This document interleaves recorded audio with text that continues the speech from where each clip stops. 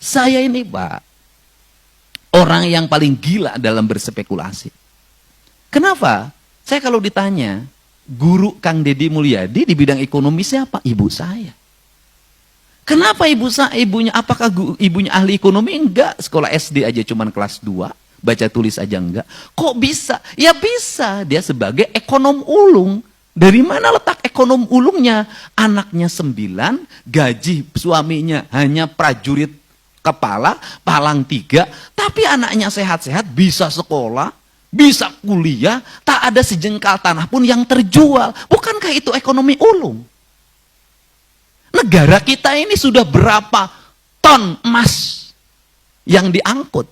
Sudah berapa juta, puluh juta, miliar meter kubik itu nikel dan kemudian batu bara yang diangkat.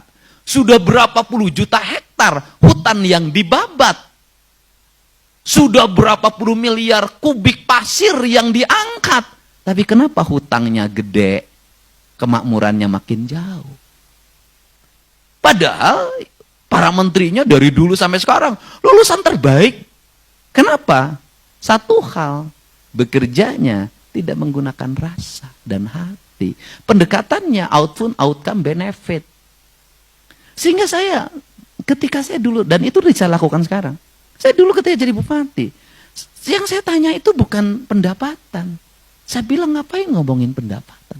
Pasti yang saya tanya belanja. Ini belanja duitnya dipakai apa? Maka saya lakukan sebelum sekarang jadi gubernur dan Pak Prabowo jadi presiden. Saya 15 tahun yang lalu sudah membuat namanya realokasi. Ini apa? Ini apa? Ini apa? Belanjanya untuk ini. Bagaimana percepatan agar belanjanya cepat? Saya bilang cepetin ini jalan, hibahin sama tentara. Tentara yang ngerjain. Itu dari dulu saya.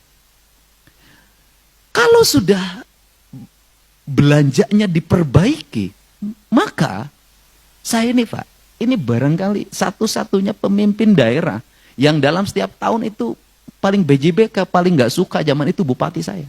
Kenapa? Di saat kabupaten lain silvanya 1 triliun, saya minus 3 juta.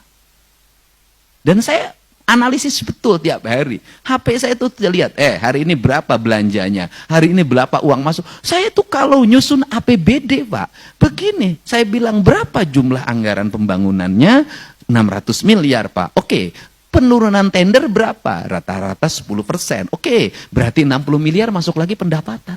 Nggak boleh lagi ini uang yang silva ini masuk ke tahun depan. Kenapa? Rakyat sudah bayar pajak sekarang. Tahun ini harus muter lagi, harus muter lagi. Itu yang saya lakukan sehingga cepat. Nah, saya katakan ketika rakyat sudah bayar pajak, maka kita tidak boleh lama-lama nyimpen uang di tempat lain atau di bank. Suruh muter terus, nggak boleh berhenti. Karena apa? Ini siklus. Mata rantai ekonomi yang tidak boleh berhenti. Ketika berhenti ada orang yang tidak bekerja. Ketika berhenti ada orang yang tidak makan. Karena berhentinya siklus ekonomi ini melahirkan kemandegan ekonomi, kelesuan. Maka duit harus muter, nggak boleh diam. Dia harus muter karena tugas uang itu berputar, bukan diam.